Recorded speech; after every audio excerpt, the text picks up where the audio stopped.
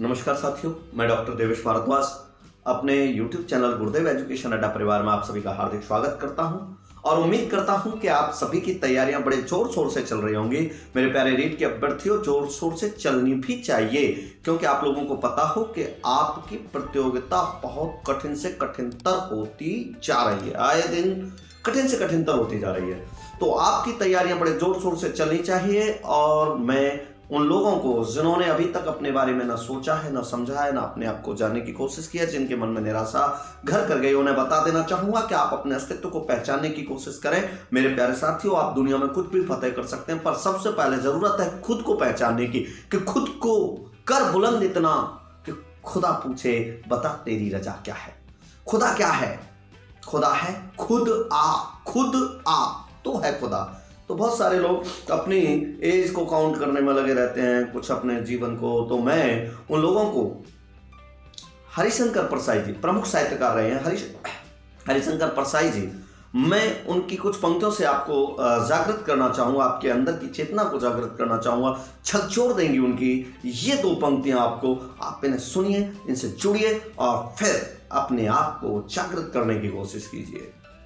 कि मैं सोच रहा सिर पर अपार, दिन मास वर्ष का धरे भार।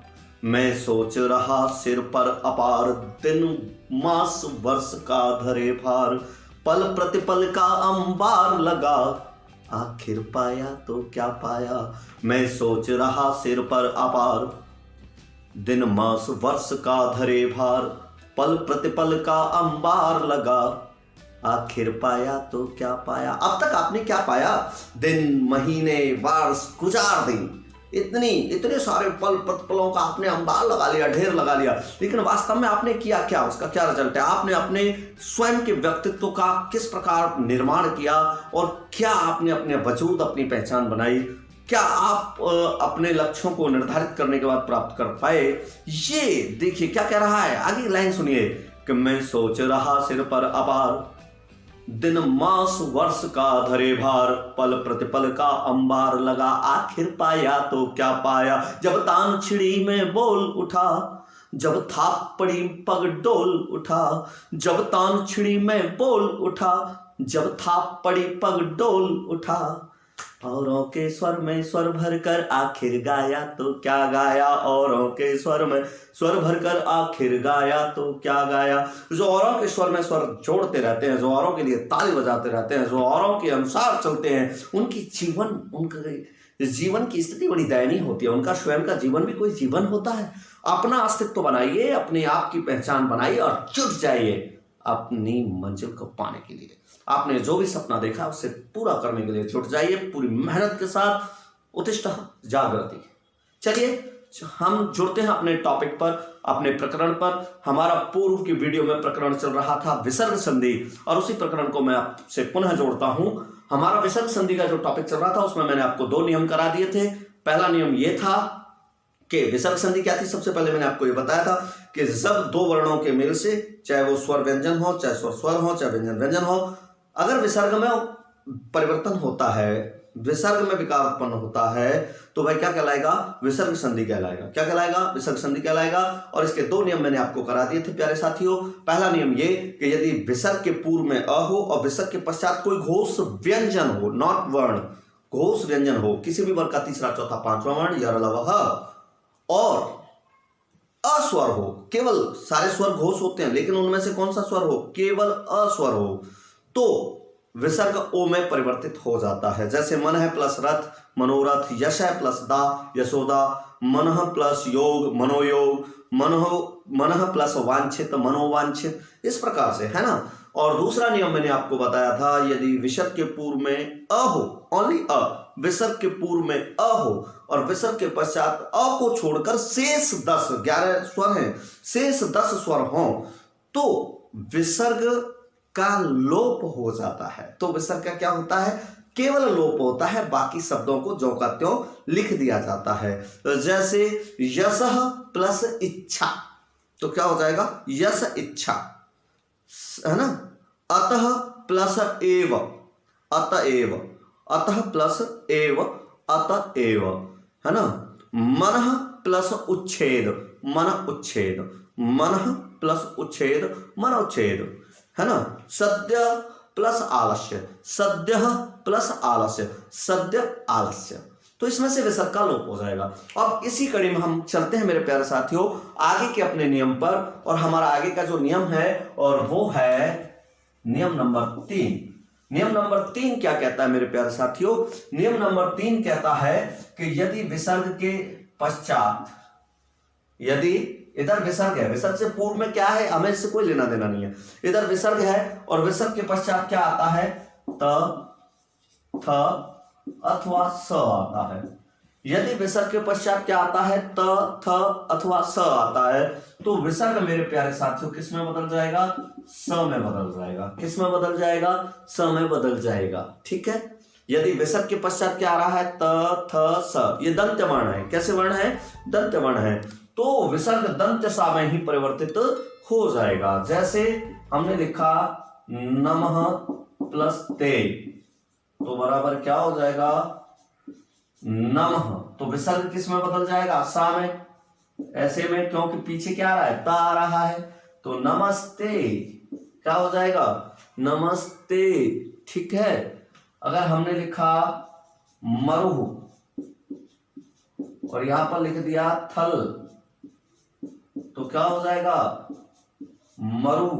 अब इसका क्या हो जाएगा? स, तो क्या हो जाएगा? मरुस्थल। क्या हो जाएगा? मरुस्थल। यदि मरु प्लस थल, तो यहां विसर्ग किसमें बदल गया? सा में, मरुस्थल।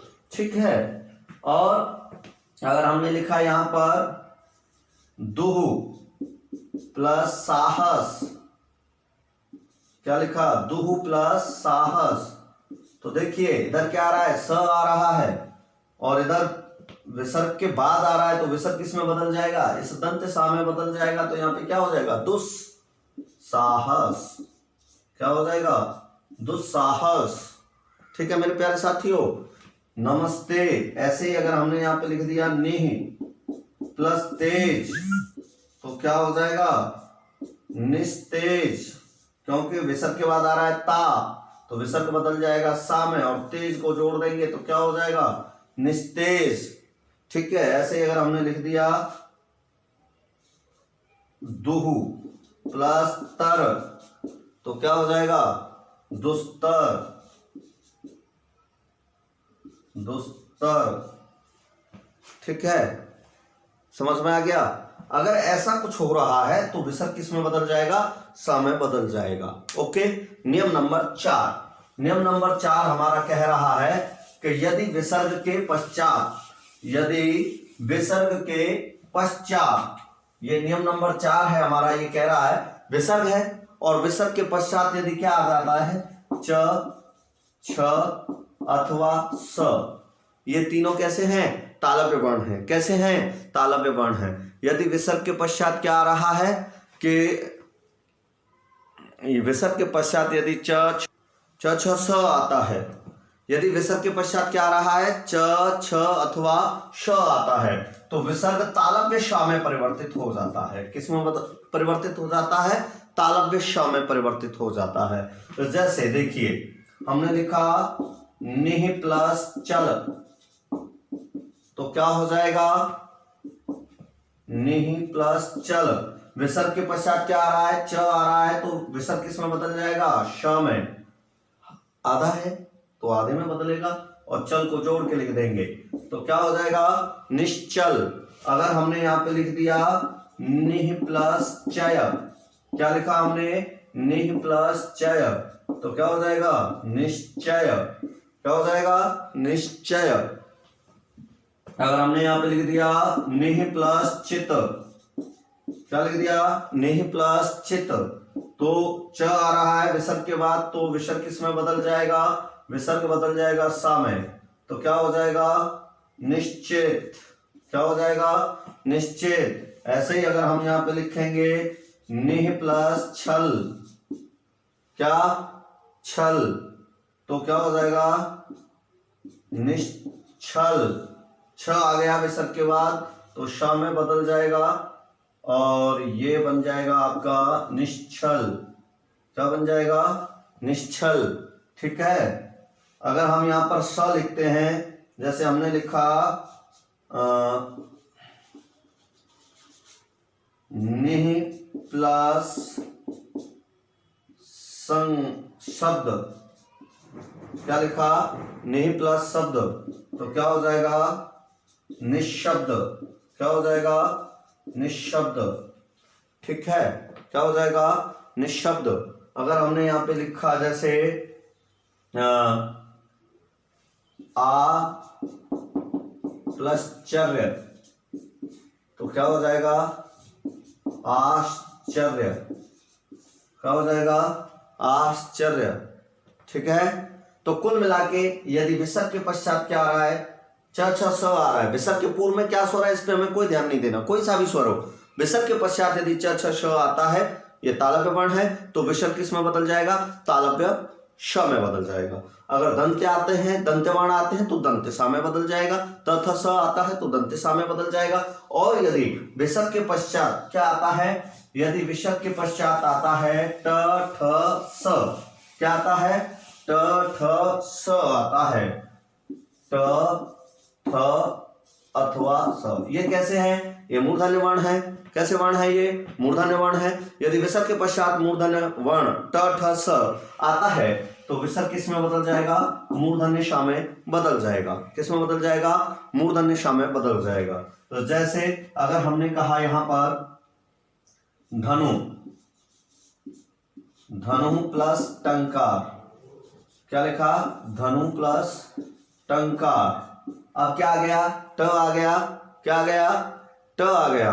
तो धनु प्लस टंकार, तो धनु को तो ज्यों का त्यों लिखो, और विसर्ग का क्या हो जाएगा, स, और टंकार को ज्यों का त्यों लिख दो, तो क्या हो जाएगा, धनुष्टंकार। क्या हो जाएगा, धनुष्टंकार। अगर हमने यहाँ पे लिखा निह, निह प्लस ठुर, क्या लिख दिया, निह प्लस ठुर, क्या लिख दिया, निह प्लस ठुर, तो क्या हो जाएगा, नी को ऐसे लिखो, विसर्ग को शा में बदल दो और ठुर को जोड़ के लिख दो, तो क्या हो जाएगा, निष्ठुर।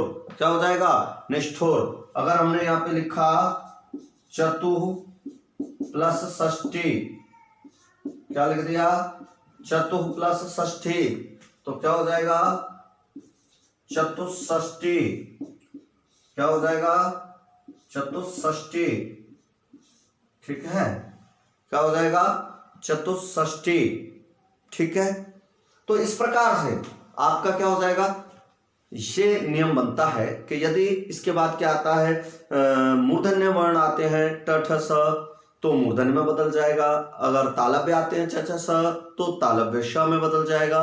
और अगर दंत त थ स आते हैं, तो ये दंत सा में बदल जाएगा। पहले पूर्व में कोई सा भी स्वर हो, हमें इससे कोई लेना देना नहीं है। तो मेरे प्यारे साथियों, अगला नियम हमारा जो है वो ये रहा, नियम नंबर 7, 6 जो भी है, ये 5वां था शायद, 3 नियम हो गए। तो नियम नंबर 6वां, नियम नंबर 6वां हमारा क्या कहता है, नियम नंबर 6वां कहता है कि यदि विसर्ग के पूर्व में अ अथवा आ हो, क्या हो, अ अथवा आ हो, और विसर्ग के पश्चात क हो, ख हो, प हो और फ हो। ठीक है। यदि विसर्ग के पूर्व में अ अथवा आ है और विसर्ग के पश्चात क्या है, क ख प फ में से कोई भी वर्ण हो, तो यहाँ पर क्या नहीं होती है, तो इनके मध्य जब संधि होती है तो वो ना तो विसर्ग का लोप, मतलब संधि होती ही नहीं है। ये मान लीजिए इनके मध्य क्या नहीं होती, संधि नहीं होती, इनके मध्य संधि नहीं होती। ठीक है। उदाहरण के लिए देखिए, जैसे हमने लिखा पयः, क्या लिखा, पयः प्लस पान, तो क्या हो जाएगा, पयः पान।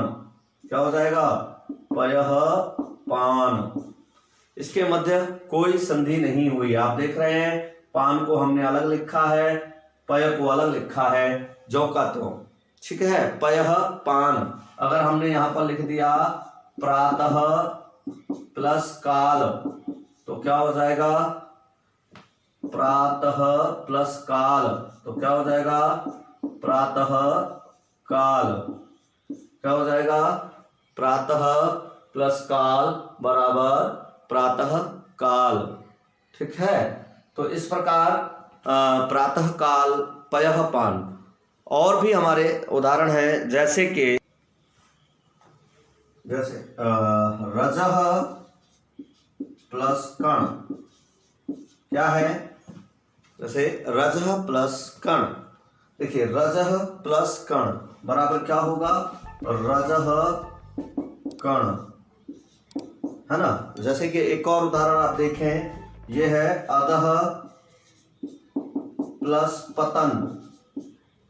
तो क्या हो जाएगा? अधः पतन। आप इसको अधोपतन नहीं कर सकते। अधः प्लस पतन बराबर अधः पतन।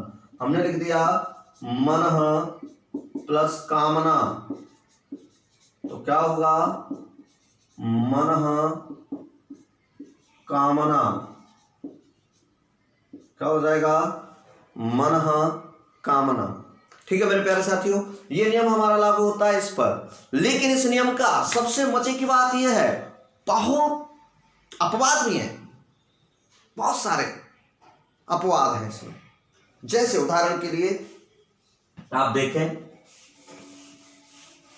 इसी नियम के उदाहरण में अपवाद में दिखा रहा हूं, और वो संधि में पूछे जाते रहे हैं, वो संधि में पूछे जाते रहे हैं वो अपवाद, तो उसका संधि विच्छेद आपको आना चाहिए। तो आप उसके लिए आप इस नियम को ऐसे पढ़ भी सकते हैं। इसी का अपवाद है, यानी बिल्कुल उल्टा, नियम लागू ही नहीं होता। वो क्या कहता है? वो नियम कह रहा है, अगर हम उसको नियम बना दें तो वो नियम कहेगा। वैसे वो इनका अपवाद है, लेकिन फिर भी वो सबसे ज्यादा सवाल पूछे जाते रहे हैं। आज तक जितनी भी परीक्षा हैं वो अपवाद ही सबसे ज्यादा पूछे जाते हैं। तो इसलिए मैं उसको अपने आप में एक नियम ही बना देता हूं। इसका उल्टा एक और विपरीत नियम ये हो जाता है, यदि अ और आ के पश्चात क्या होता है? क ख प फ आता है तो विसर्ग किस में बदल जाता है?